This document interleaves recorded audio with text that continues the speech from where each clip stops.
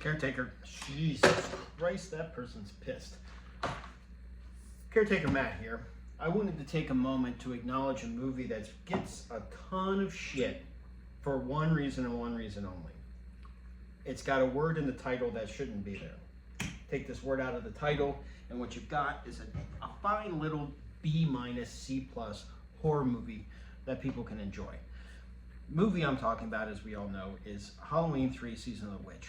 Now, Halloween was originally supposed to be an anthology, different story each time, but they made a direct sequel because of the success of the first one. Then they get to 3 and they decide, now let's do the anthology part. Well, that went over like a fart in church. So everyone shits on this movie. Unwarranted, mind you. This is a solid little movie. Take that fucking word out of the title, and what you've got is Season of the Witch, and it stars the one and only Tom Atkins, who, legend goes, every time someone besmirches Halloween 3: Season of the Witch, Tom Atkins goes out and fucks their mother. Now, I have no reason to believe that's not true. I have not heard anything to the contrary, so I gotta believe that that is at least a little true. This also stars Stacey Nelkin as his love interest, sidekick, whatever you want to call her.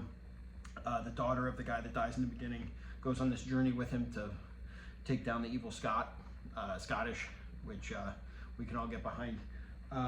Also stars Nancy Loomis, who played Annie in the first one. Nancy Loomis has the honor of being the only person to be in the first 3 Halloween movies. Apparently she has a cameo in the second one as Annie. I was unaware of that. I don't recall that in the movie, but it being a cameo, maybe it's just so fast I don't remember it, or it's in a version I haven't seen.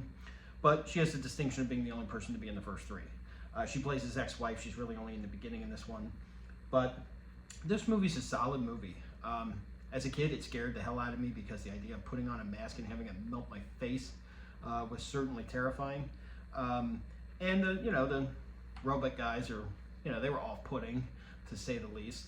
But this has a goddamn fucking phenomenal score because it's John Carpenter, and some really beautiful cinematography. I mean, really beautiful. That you can only appreciate if you fucking set down the bag of bricks, which is the Halloween word. You take that out and you just enjoy this movie for what it is. You actually will find yourself thinking like, yeah, there's a little camp here, campy, but everything of that time that's on a level with this movie has some camp in it. But you'll unclench your asshole about the whole Michael Myers thing, and what you'll find is like, wow, yeah, this is a nice little story. And it's Tom fucking Atkins, for Christ's sake. He is horror royalty. Come on. I mean, the guy's been in fucking everything. And just delivers solid performance after solid performance. This movie's no exception. So I would like to propose, maybe, just maybe, while we unclench our assholes about this movie, that we just let it be what it is, which is a fine little horror movie that,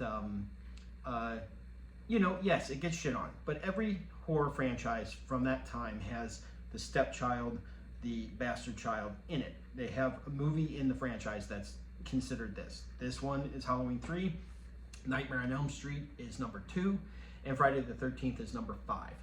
Friday the 13th, people say, well, at least it's a guy pretending to be Jason. It's still dog shit. And Nightmare on Elm Street 2 is really fucking bad. It breaks every goddamn rule they established in the first one as far as Freddy goes. I mean, he just jumps into the real world at a pool party. But I digress.